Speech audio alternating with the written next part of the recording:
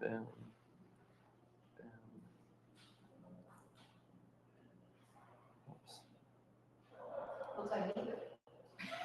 I've got like 3 screens I'm controlling from this one computer. Okay. I got to figure it out. And you expect us to be with one. I know. Right? Yeah. Cool. We're going to go ahead and get started. If you see me looking over here in the distance, we have this virtual too, so I'm talking to the camera and to you guys. So I'm going to be kind of back and forth over here. Thanks to Mr. Austin back here for helping us on virtual and give him some snaps. Thanks, Mr. Austin.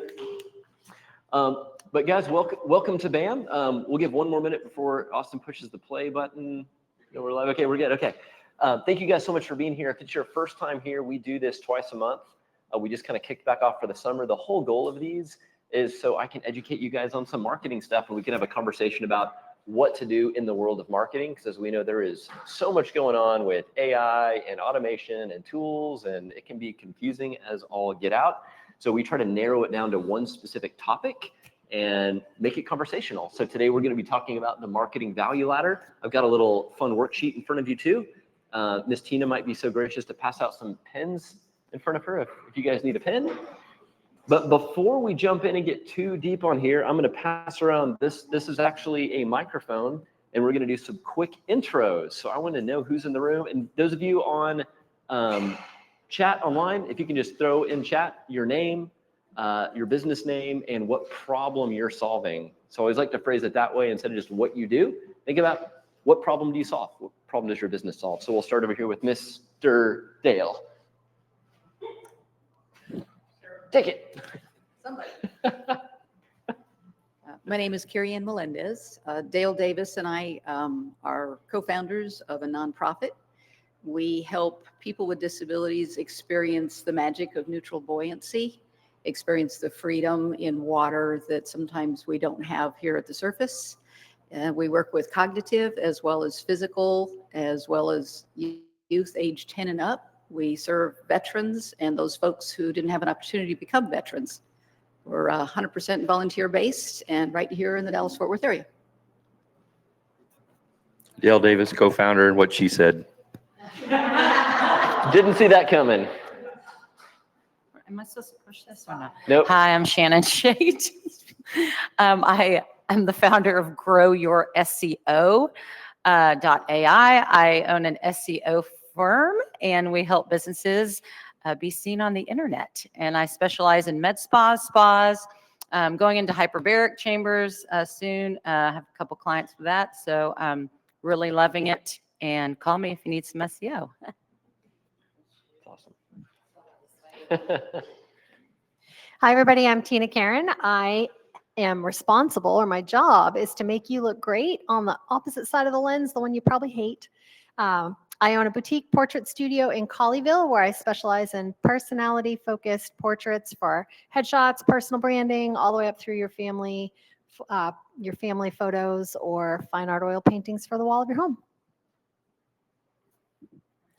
Hello, I am Marshall Lear. I work for a company called Sparks IQ. We work with distributors to help them turn their transactional data into more gross profit dollars. Well done. Hello, I am Marissa Edwards, and I teach girls how to pitch. How to pitch their sales ideas or pitch baseball? Softball, okay.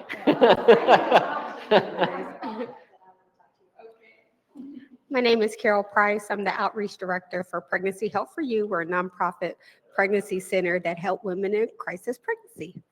Awesome. Hi, my name is Chris Collins. I also work for Pregnancy Help for You as an outreach coordinator. What she said, plus doing fatherhood classes and things like that. Nonprofits representing today. I'm not sure if I'm doing this right. Just hit all this.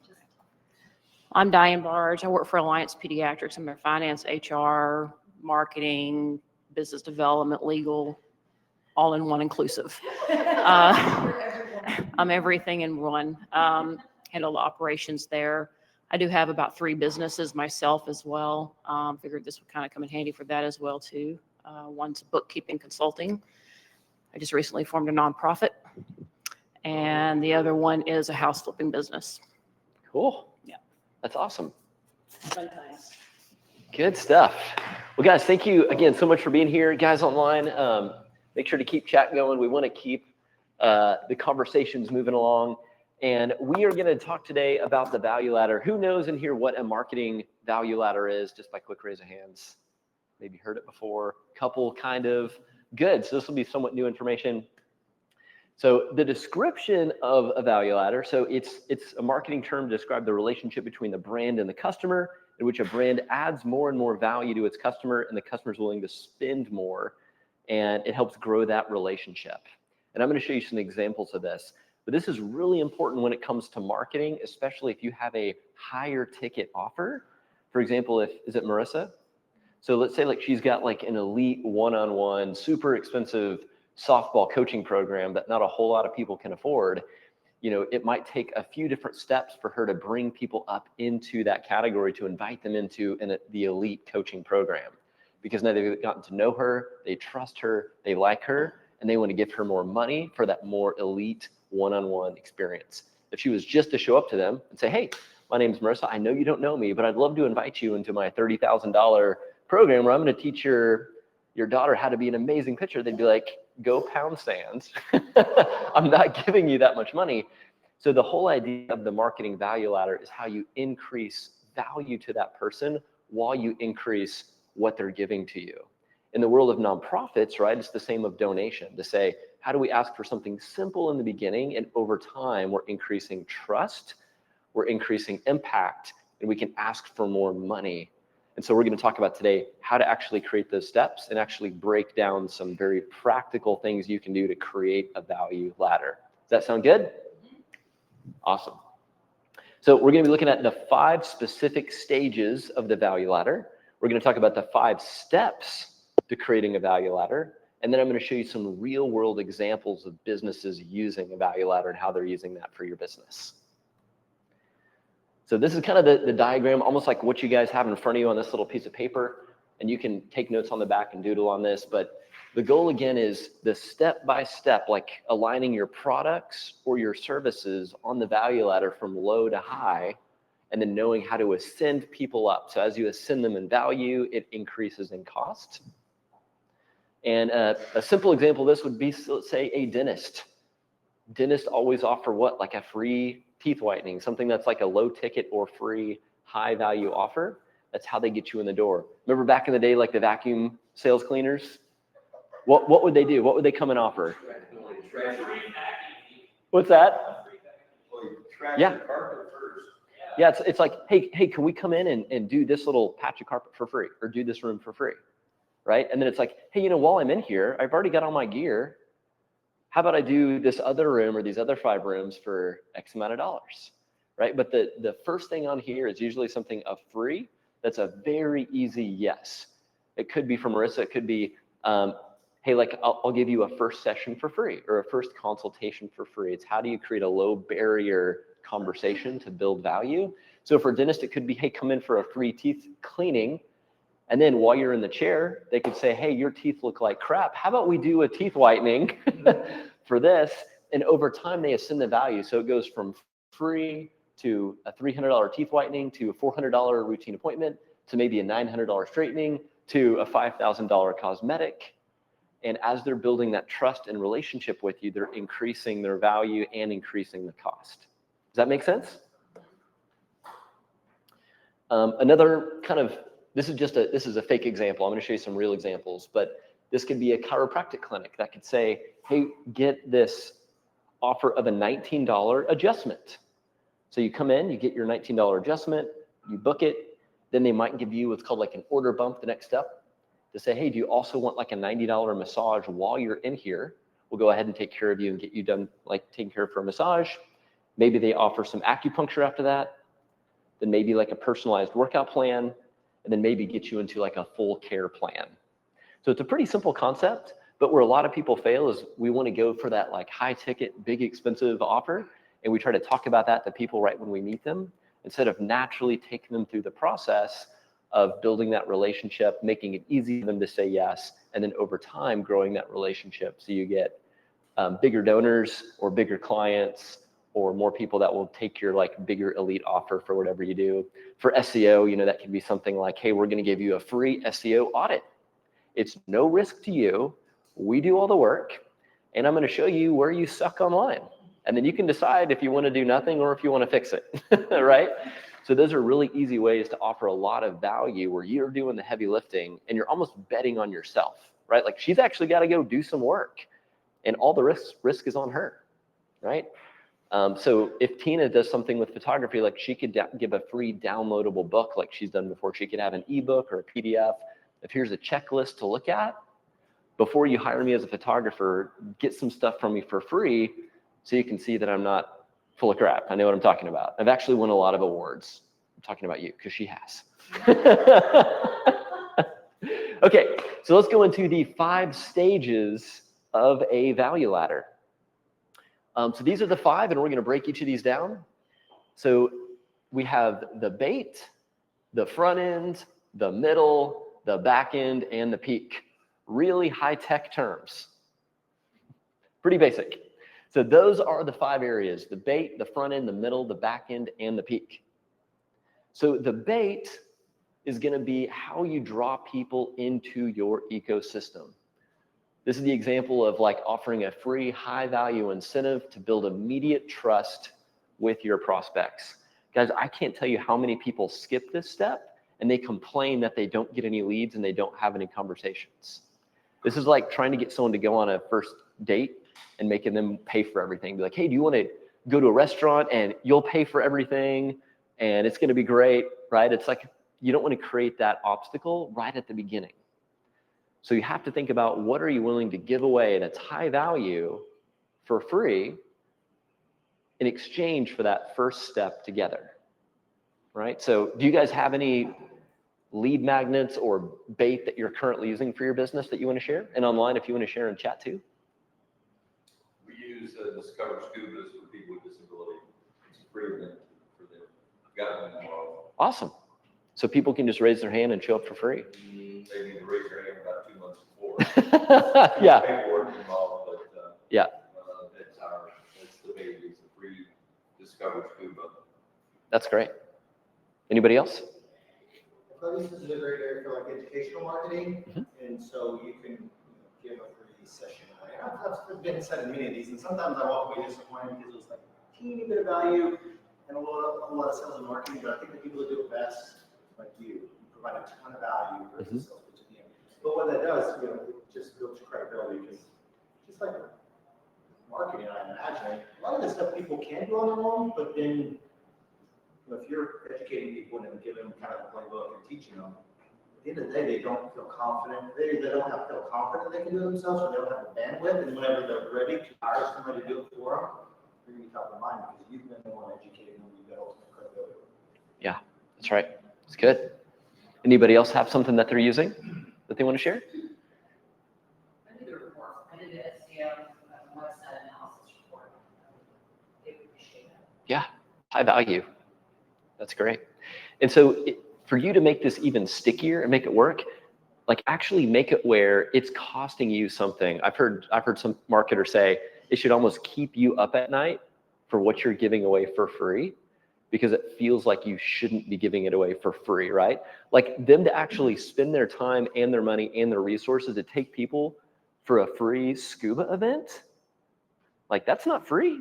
There's a cost there, right? I've heard it said before, like you should give away your best stuff. It's like, because if you're holding back, give away something, but if you're holding back, you don't give. It's like if you don't, it's such a competitive landscape. If you can't give this halfway thing, then you're not enough. That's right.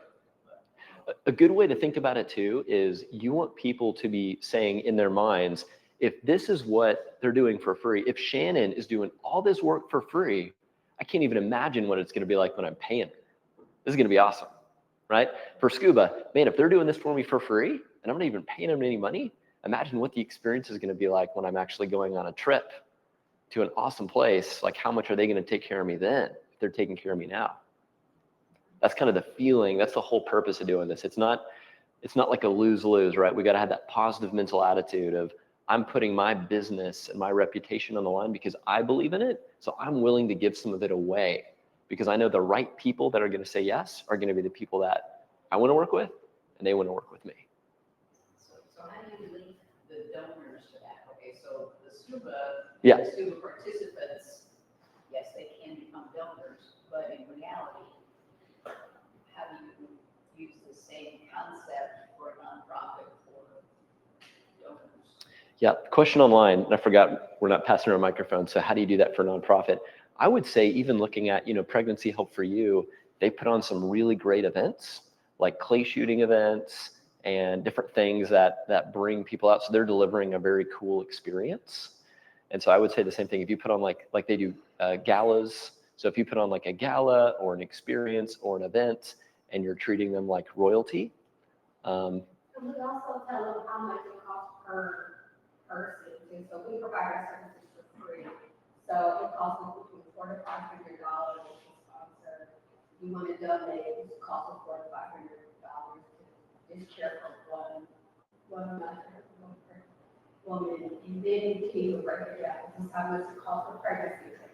This is how much it costs for sonography. Then push it back. Yeah, that's good. And for things like Alliance Pediatrics, you can't really give away necessarily an office visit, right? So I said, you can't really give away an office visit.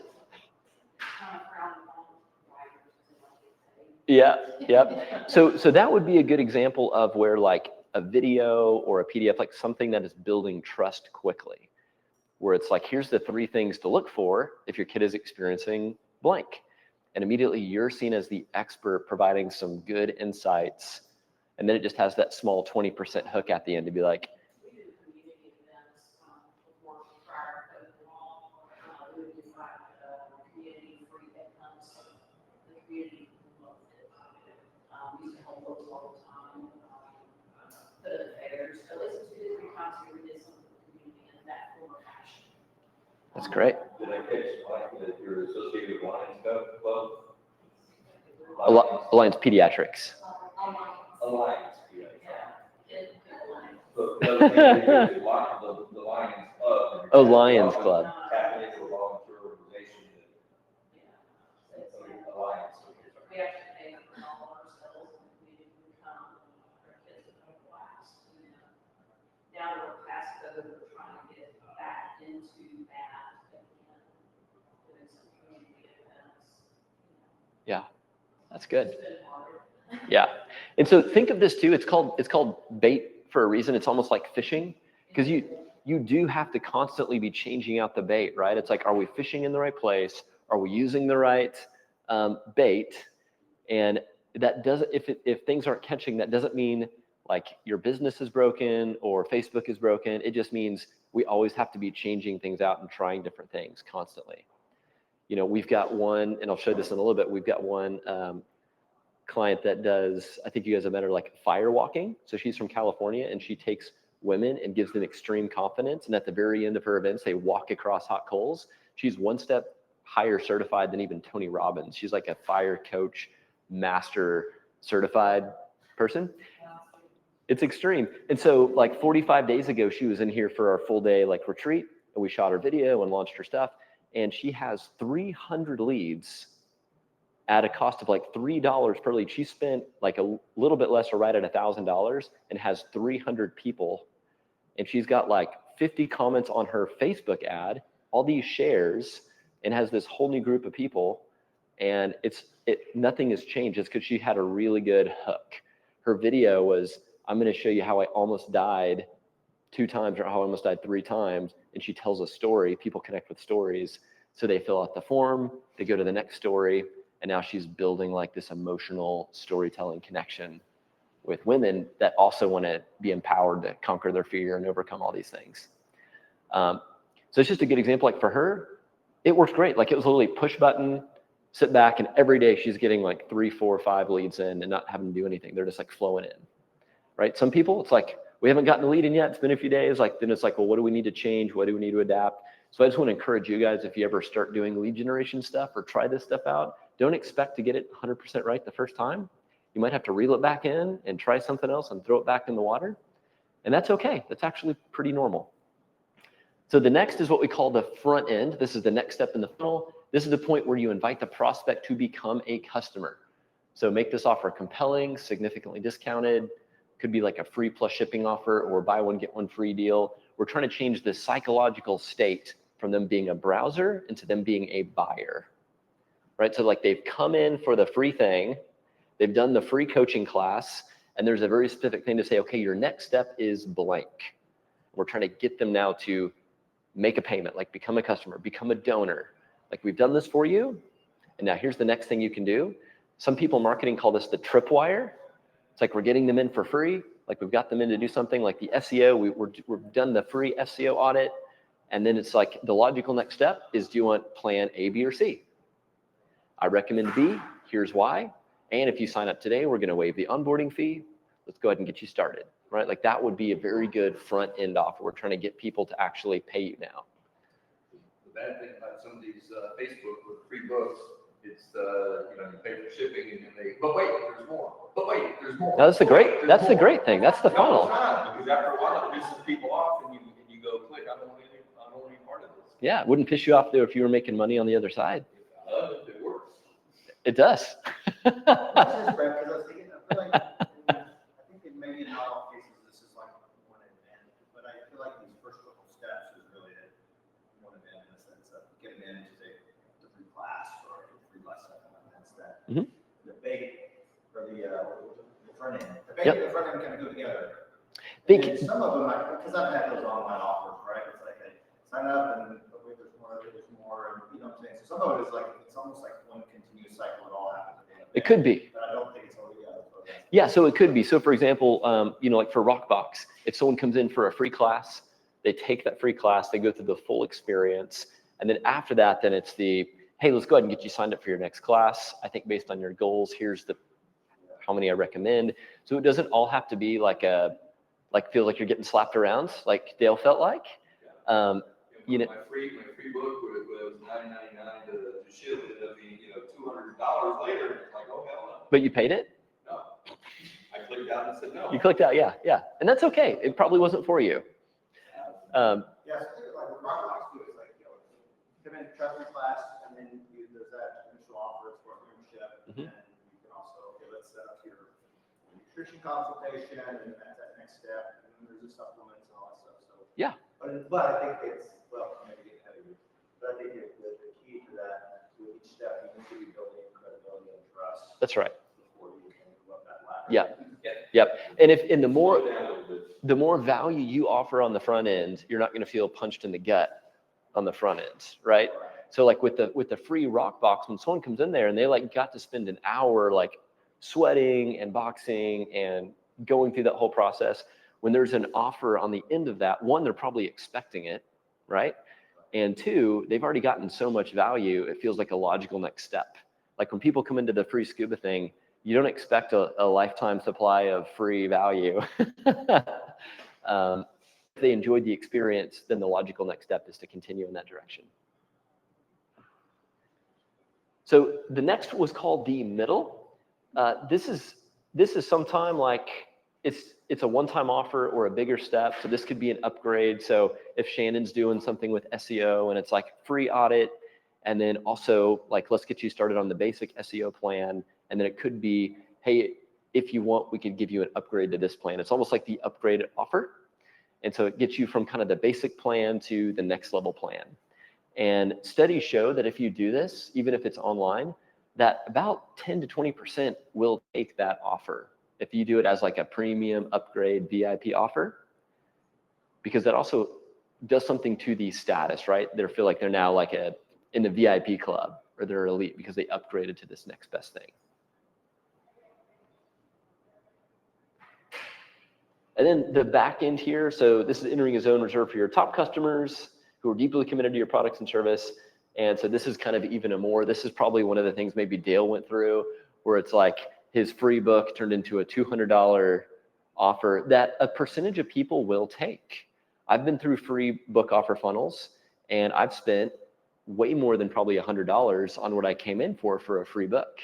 Because I pay the $10 shipping, then I also want to get the course, right? And sometimes it's like in the audio, which again, if it's the right person, I got extreme value from that. So I enjoyed the experience. And some people don't, and that's okay.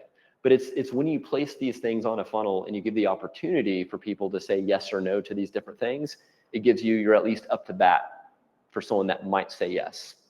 Dale might not say yes, but Carrie Ann might say yes. When it does. So yeah, note to self, don't send Dale a link to your funnel.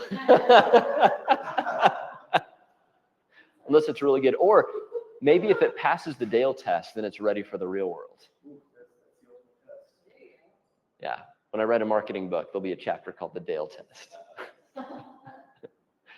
And then finally, like this is the peak. There's only going to be probably 1 to 2% of people that take this offer, and that's okay. But imagine if people know that you have a premium elite level thing that maybe not many people take, but they're going to know it's there. And a small percentage of people might take that offer. If Shannon has an SEO package, that's a $15,000 a month, like premium elite, like a la carte thing. There might be a person out there that says, you know what? I'm going to upgrade my $1,000 a month because I believe in what you do and I think I need this. And if 98% of people say no to that, but 2% of people say yes, I think Shannon would be happy. And if anybody wants to take her up on that offer, is that something that you have going on right now? Do you have a $15,000 a month SEO package? She's going to work on one. Well, that's right. She's a new rocket. Yeah, she's using Genie Rocket. Yeah. No, she's awesome. So it's good to have that just as the premium, you know, maybe there, I don't know from the nonprofit side how that would work. If there's a premium donor, like if they're a platinum sponsor of something, right? Like, cause when you do galas and you do sponsorships, you have like a headline sponsor that pays a ton more than everybody else, right? That's a thing. So that's what that is. We only take one of these or two of these and it's a crap ton of money, but you're going to get this exposure. Actually, this value ladder, we would have two separate ladders. And one of them would be the donor ladder, the other one would be the participant ladder. Uh-huh. Yep. So I mean, I said there's two totally different, same idea principle with two different audiences. Yeah. Yes, Shannon? Can you say the back end one more time? Yeah. Yep. So the back end is similar to the peak. The back end is usually like just another like one-time offer. So it means once someone has said yes and they're giving you money, then we're sending them to say, hey, would you like to upgrade to this on top? Another upgrade, yeah. But wait, there's more, yeah. You know who does a good job of this from an enterprise corporate level is there's an airline that does lots of upgrade options along the way that comes in as feels like almost free. You guys know the airline I'm talking about? I think Southwest and Spirit do this. Yeah, So Spirit. when you go to Spirit, you're like, oh my gosh, this ticket's only $49. And it's like, oh, you want to bring a bag with you and you want your seat to be kind of comfortable? Oh, and you can bring your own lunch. You want a seat? Oh, you don't want to stand? Yeah. And ultimately, you save $20 over the Southwest Spirit. Yeah. But here's, guys, the big value of this, though, is if you plan out your user journey and you know where you can take them to, that becomes part of your conversation, right? So if it is Alyssa, right? Marissa. Okay, sorry. If Marissa knows she's got like 5 different levels of coaching and she knows where that person is at now, and they ask her a question to be like, hey, what else do you offer, right? Instead of her saying like, this is kind of it, she can say, well, I do have a premium and an elite coaching program. I don't know if you're ready for it yet, but usually people that spend 6 months with me, the right people that love it, we move them into this premium category. And then a few of those people move into the elite. She can actually have audible conversations with people about all her different packages and plans. And she knows how people move up through that cycle. And it gives them something to work towards. I'm thinking small group initially, and then you pare it down to the one that can actually pay for the elite. But yeah. But if she has that mapped out, like she can have more intelligent conversations. And there could be the person that's like, you know what? I would love to get there. What is the process I need to do to help get me to that level? And those are the people that you want, right? They're your dream top customers that say like, hey, how can I be a great donor? What does that look like? And now you actually have a way or a path that they could get there. All right, so why in the world does your business need a value ladder? So we talked about this. It's important for you to understand your customer's journey, how they can ascend through what you're doing. The question is like, do you want to grow with your customers? Right? Do we want to just like be static and say, here's my thing and I'll see you later and on to the next? Or do we want to continue to evolve and grow the relationship? We all know it's a lot easier to grow with our current customer base than it is to go out and find new ones all the time. Right? A lot of us are programmed to always be looking for new instead of trying to invest into our current and help grow them and give them a way to spend more. Right? Instead of getting new donors all the time, what if your old donors paid twice as much? That'd be a little easier, right?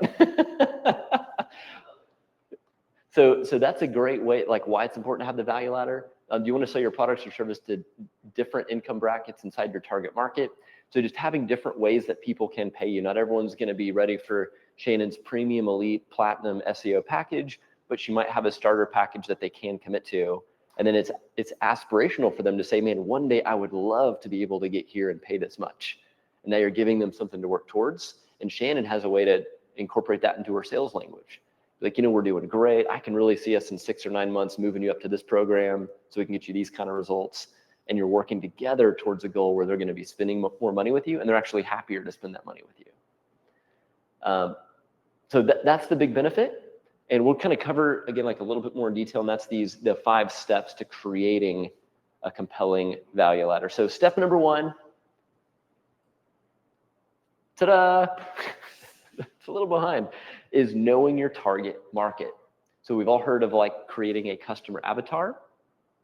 Kind of show of hands if you guys created a customer avatar before. Tina has. Online, if you want to put in chat if you've ever created a customer avatar before. So customer avatar is really defining who is the best person for your product or service, thinking who could ascend through that value ladder and end up paying you the most amount of money for you delivering the most amount of value. So think about questions like how old are they? How much money do they make? What's the biggest thing they stress over? What do they get excited about? Who do they follow on Facebook or Instagram? What magazines do they read? So lots of different questions. And at the very end of this, I'm going to give you guys something to scan that's going to give you the full playbook you can download to actually fill out a customer avatar for free. So I'm going to give that to you at the end. But the more that you understand that dream customer, the more that you can know where to spend your time, even online in marketing. It doesn't matter if Dale likes Facebook or not. What matters is, does his dream customer spend time on Facebook? It's no longer his preference as much as it is about where are people he's trying to attract spending their time online? What are they interested in? What problems are they trying to solve? Because if they're not on TikTok, then Dale shouldn't be posting dancing videos on TikTok. It's just a waste of time. Unless he just has that as a personal side hobby. That and kitty cat videos. So step 1 is knowing your target market. If you say it's anyone that has skin and breathes, you're not going to get great results. The more niche you can get, the more focused you can get, the better results you're going to get. That's why in the fitness category, I always like to talk about the guys doing fitness. Like I do a lot of Spartan races. So it's like, man, if you had a Facebook ad that was like, hey, Spartan racers, blank, like come get this massage before your race, or come get this vitamin IV drip, or come do this before your race. When you have a very segmented target audience with a very specific offer and service, you're going to feel like they're a part of your tribe and you're going to get a lot better results. So always think about the niche. That doesn't mean your whole company has to be niche focused, but when you're running ads and doing offers, niche will get you rich, is the saying my business coach used to say. Okay, number 2. We're going to use the same graphics. I forgot to change it. Is outline your offers. So what offers are you going to be giving out? Is it a free ebook? Is it a course? Is it one-on-one coaching? Is it like how to increase your rates? What can you give away as different offers? And these are going to be the bait that you're putting on your fishing hook. So come up with a few different ideas. If the first one fails, I don't want you to give up and curse yourself and curse marketing and go cry in a corner. I want you to get the next one ready to go. That's why when we go fishing, we bring lots of different things to try out to put on the hook. So have a few different offers that you have outlined that you can try out. Number 3 is choose a starting place. You know, Dale talked about like, well, I need a value ladder for my people I'm inviting with disabilities to come in the water. And I also need one for my donors. So it's really important to find a starting place of where you want to start. If you already have a business with established offers, your next step of outlining your value ladder is deciding what to focus on next. So just think about like what you're doing now, what's working, and how you can incorporate some sort of value ladder system. So if you're already doing something that's working, don't start over. If you already have a lead magnet that's working, like start with that and then build from there. Number 4 is building a sales funnel. So taking the offer you want to start with and create a sales funnel.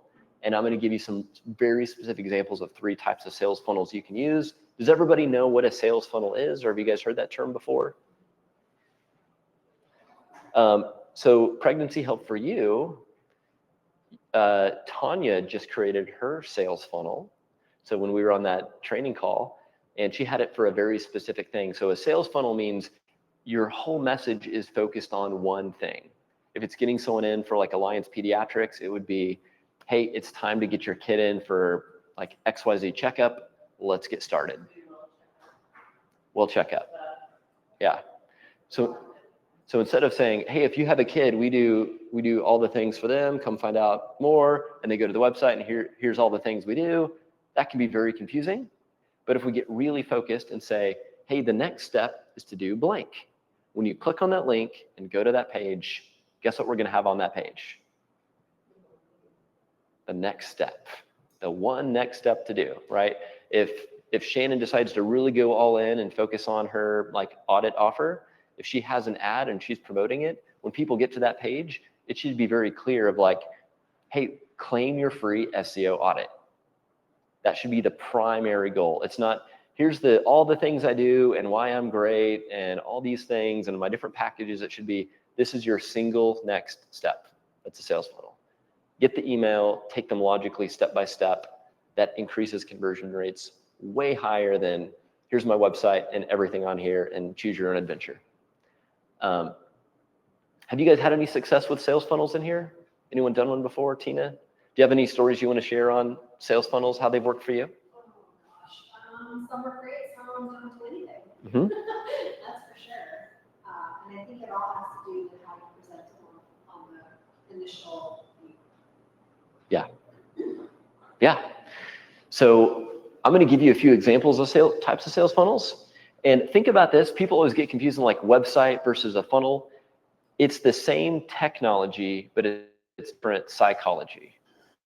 Like when we're building a sales funnel, it's a website. It just doesn't have 80,000 things to click on. They're stupidly simple. I've seen sales funnels, and I'll show you some examples, that have generated over 6 figures in revenue that have been like a headline and a video and a button, and that's it. And people are so thankful for that, right? It's like, you're not making me scroll and try to figure out what you do and what service I need. It's like, boom, you're here for this reason. Here's how I'm gonna help you. Here's your next step. Take it or leave it. It's like, okay, cool. I wanna see what's next. And that's the kind of stuff that gets wildly better results than a website.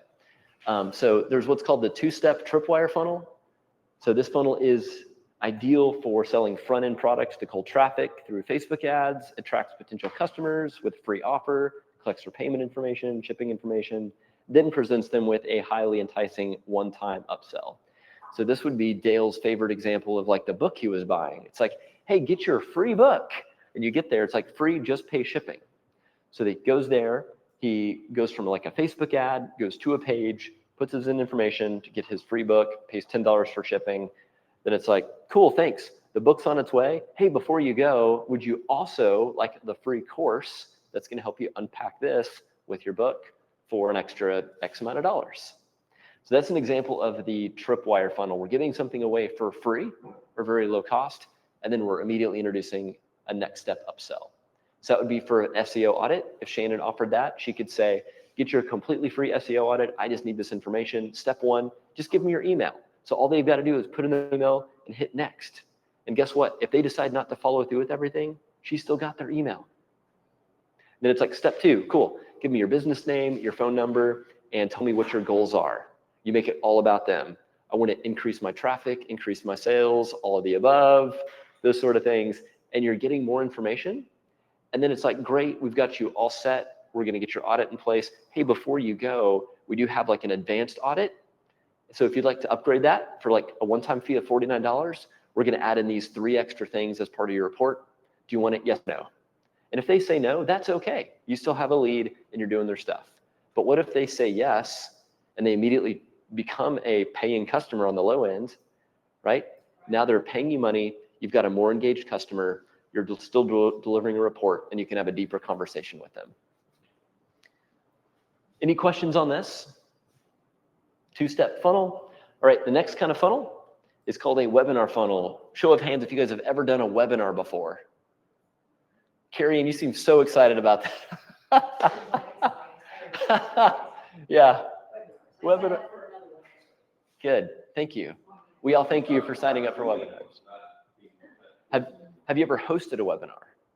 No, okay. So anyone ever hosted a webinar before? This isn't just a Zoom call. This is like where you're teaching something online, like teaching a concept. So what's that? At a previous job, yeah. Have you guys ever attended a webinar before? Where they try to sell you something on the end, you come with a lot of value, sell you something on the end, webinar, okay? So webinars are still wildly popular. I help clients do these all the time. They can be pretty intimidating because you're asking people to go on, present, have a personality, and sell something at the end. But webinar funnels are great because when you do one once, you can do what's called an evergreen webinar. So that whole presentation is recorded and it can just run 24/7 on repeat. And you're getting traffic, signing up for a webinar, delivering a presentation. The presentation has an offer. They can actually buy something at the end of that. And that just lives on and continues to make money. So webinar funnels are great. Yeah, provide an opportunity to build trust, educate your target market, and effectively sell your offer. So this is great if you have a higher ticket offer and you're trying to gain lots of trust. This could also be good for like if you're trying to get donors and you're putting together a presentation that you think would be high value for them. So like the mission of Pregnancy Help for You or the mission of Adaptable. What nonprofit did you say you were starting? Okay. Okay, or a super secret nonprofit. The webinar could be, come find out the live reveal of the super secret nonprofit. Yeah. Where can we put in our email to find out more about this secret nonprofit? Yeah. Yeah. Well, so webinars are great whenever you're trying to educate people and bring them in and tell stories and build trust. So that's a great kind of funnel. And then lastly, what's called an application funnel. This is where if you have like a higher ticket offer or a coaching offer, something where it is like a one-on-one, I actually love this one because you're flipping the script. Instead of you saying, like, please contact me so I can sell you something, they're like, why don't you apply for this and we'll tell you if you're a good fit, right? So for Marissa, hey, we only have X amount of spots left for me to coach softball. If you want to apply to work with me, fill out this information, then we'll set up a discovery call, see if we're a good fit. And if at the end of that call, I think it makes sense, I might extend an offer to you and you can tell me if you want one of those spots or not. Boom, all of a sudden it's like, oh man, I sure hope I get in. I sure hope I can pay her to fill that spot. So application funnels are great when you're trying to create scarcity, urgency. It's a high ticket offer. And again, you're flipping the script on why they're a good fit for you. So great for pre-qualifying too. So you pre-qualify individuals, coaching, consulting, freelancing services, and you're allowed to collect a lot more information, right? You're almost making it like, tell me why you think you'd be a good fit for me. And then we'll see if I'm a good fit for you. So that's the third kind of funnel. Have you guys ever done anything like this before? Any sort of application funnel? Like, in Rockblock, we had like a 6-week challenge. Okay. And, you know, there's some studios that kind of use that as a good, like, let's see if you're a good fit. That's like, you bring them in and first there's like this form. That's like, tell me about your goal. Yeah. And it's really much more detailed. And they feel like they're literally filling out an application. We want to create that sense of, this isn't for everybody. That's right. Right? And we want to make sure that you're committed. And that's another thing too, because like in the fitness space, and even in my job, you know, it's like, a lot of times the hardest thing to do is get people to follow through, to change their behavior, to follow through on the thing that they say they want you to help them with. Yep. I'm assuming don't a lot of things, right? We get clients that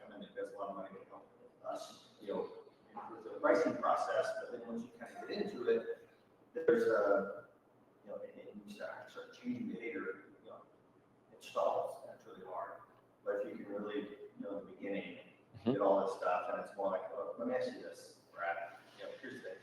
Is this something that you're interested in, or is this something that you're committed to? Like, Yep. We want to work with people that are committed to this change. That's right. This change is hard. Yep. And so, I love that idea of like making it feel exclusive. Make Yep. them work for it. That's right. And I feel like too, the more that you have your ideal client identified, like the more you have your ideal client, that avatar, identified, and you're building the value proposition around that core, then you can create this exclusive feel.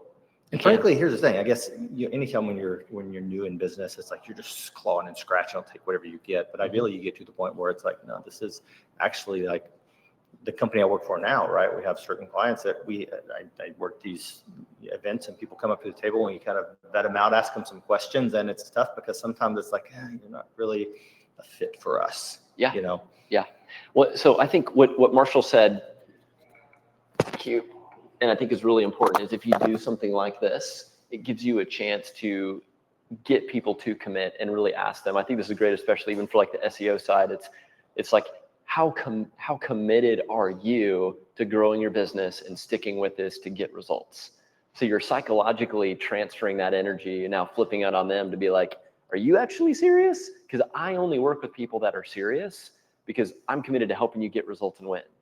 So if you're not serious, you're not for me. But if you are serious, imagine how good that conversation would be with Shannon when she gets to call them and say, hey, I can see from your application that you are fully committed to getting results and making this work and winning. Is that right? I'm like, yep, that's right. Be like, great.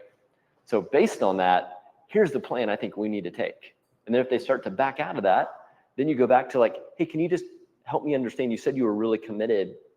Is there a reason why you don't want to go all in and actually do it this way to get these kind of results? I was thinking in the beginning, like with that, is this, look, Brad, we do get some caretakers around here sometimes, and like, I'm romantic about putting in the universe, right? So I'm gonna work with people that are fully committed. So let me ask you this, is this something that you're interested in, or is this something you're committed to?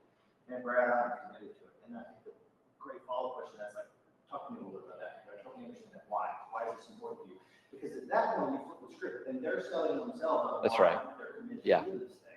We're gonna have Marshall do As opposed to when they push back, and then the question is, well, why not? I feel like there's a proverb that says, he who asks questions cannot avoid the answer. So if your question is why not, you've directed their focus to the reasons why they don't want to, whereas if you're proactive, you can direct their focus to the reasons that they want to.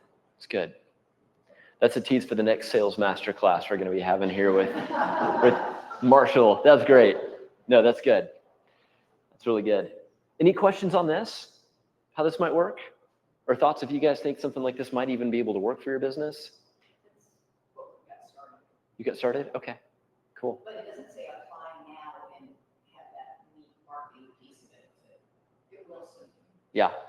And the key on here, and I know this looks like a lot of steps, but a funnel is a series of steps. Don't think of it as web pages, think of it as web steps. So the first one on here is almost always a video. And that video is to help get people curious about what you do and give them the desire to apply, and you're calling them to the next step. So if it's, Chris, and this is a page for a donor, and it's maybe for a big event, and you're saying, hey guys, we have our biggest event of the year coming up, and we only have a few spots for people that are really committed to helping us make the biggest impact we've ever made. And if that's you, I would love for you to do blank, right? We're trying to like emotionally change the story people are telling themselves, get them excited to commit, give them a reason why, and seeing him on video and then having a quick button that says like, I'm committed, or I'm in, or I'm ready for next steps, and them applying. That stuff is powerful. And that's where you don't necessarily need a big, long, wordy web page. Because do you guys spend time just reading websites in your spare time? Just clicking on links and reading websites? I don't. What do? We watch videos, we browse, we look at headlines, we go through real quick and make that few second decision of like, is this for me or is it not? So if you go to a page and all there is a headline, a video, and a button, like that drives curiosity of like, I want to see what this is.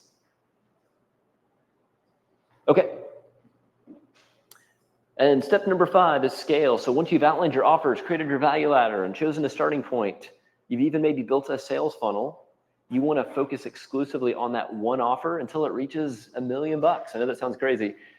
You can set a different goal for that if it's $100,000 or $250,000, but keep focusing on that one thing until you get wild results from it.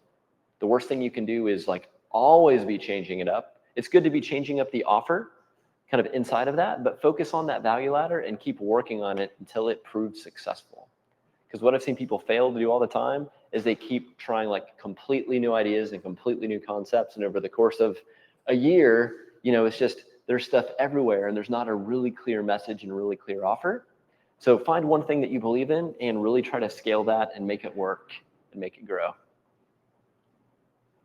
Okay, some real world examples. Have you guys ever heard of an example before? So this is my favorite story.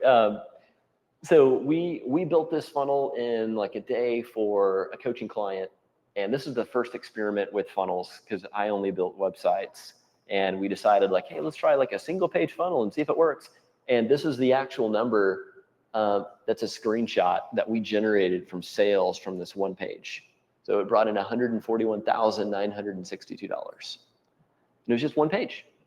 Had video, had a button, and it was a long scrolling page. It had lots of like information on there to get someone to do one action. And that was like to buy a ticket to his coaching event. But that was the biggest epiphany moment I had. Like, man, my websites that I've won big gold Addy awards for them looking really pretty have not generated any results, and especially not results like this. So that's an example of a purchase funnel. This is a lead funnel example just for generating leads. Again, it was one page with one thing you could do on here, and it was download this like Erupt Your Sales 4-part ebook, and we got a 28% conversion rate. So it wasn't huge, but if you know anything about websites and like conversion rates, usually like 2 to 3% or 3 to 4% conversion rates is what you see. But when you have a really irresistible offer, you can have very high conversion rates. So 28% of people that visited this page filled out the form. That's a big number. So like imagine for Shannon, if she had that, like if she had 100 people that visited her website and 28% of those people, or 20 of 100 people filled out a form saying, I want an SEO audit, that's kind of like 28 people that are active leads that you can now have conversations with that are expecting something from you. So that's a good lead funnel example. This is my favorite one. This is the firewalking coach I just talked to you about. So this is crazy. Her ad has 253, what do you call those? What is it? Reactions, thank you. 68 comments and 63 shares on a Facebook ad. Like, that's ridiculous. Who does that? And so she's got a 40% conversion rate. That means 40% of people that see this ad gave their information, name, email, phone number on Facebook. That is gigantic. So 303 name, email, phone leads, and she's spending on average $3.53 per lead. That doesn't suck. It's pretty good. And so on that funnel, the goal is to take them to the high ticket or medium ticket offer that's a breakthrough transformation experience. So she actually had a 7.27 sales conversion rate and then a 3.64 upsell conversion rate. So of those leads, 7% of them actually bought something, and then 3.64% of those took an upsell offer after they bought something. And these are all people coming in from Facebook. They don't know her from Adam, and following this process. And this is the actual screenshots of like the video ad, the landing page, and then the upsell page. And now she's putting on webinars. Like she's sending out webinar links, inviting people to webinars, doing follow-up emails, and trying to convert more of those people. But she actually has a pipeline full of people she can have conversations with and talk to. Instead of her just figuring out what's the next networking event she can go to, she's got a system that's turned on that's feeding her leads every single day that she can talk to. Okay, here's my free thing. So everyone get out your phone, open up your camera app. Everyone knows how to scan a QR code, I hope. All right. There's the dinosaur. Dale's favorite one. Okay, so what you're going to get with this is how to identify your dream customer. So it is a PDF that you're going to get, and it kind of goes through all the steps of things you can fill out of how to really identify your best ideal dream customer. So that will come to your inbox after you fill that out. And guess what? You'll get to view my funnel on there too after you fill that out. There'll be another page that loads, and you can click a button.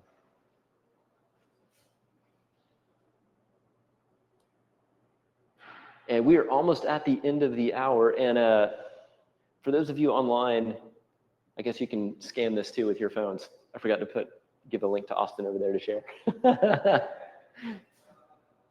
that's that. Because those are the steps. I have this quick survey I'm going to pass out. If you can tell me if this sucked or if it was awesome, I appreciate your honest feedback. If there's anything that felt weird. And then if you guys are interested in just having a conversation about me helping you at some level do something, we've got a free lunch next Thursday. It's a VIP lunch, and I buy you lunch as an ethical bribe to talk to you about my rocket fuel retreat that I take you through to help you get results. And so there's no mystery. Like if I'm buying you food, you're going to hear me out on my quick little presentation. So if you don't mind just filling these out for me and leaving it behind, and then we are done. So you guys are set to mingle. I'm going to hang out here for a little bit. Hope you guys enjoyed the presentation. Thanks for spending your Friday with me. I know time is the most valuable thing that you can give, so I thank you and respect that. There you go. Those of you online, thank you, unless Austin's already closed it. Oh, thanks for joining online.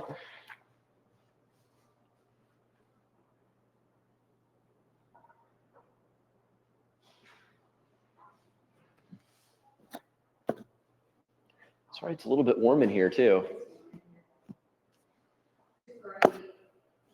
It's great? Good. I'm always cold, so this is perfect. Well, then we'll just invite you to all these events.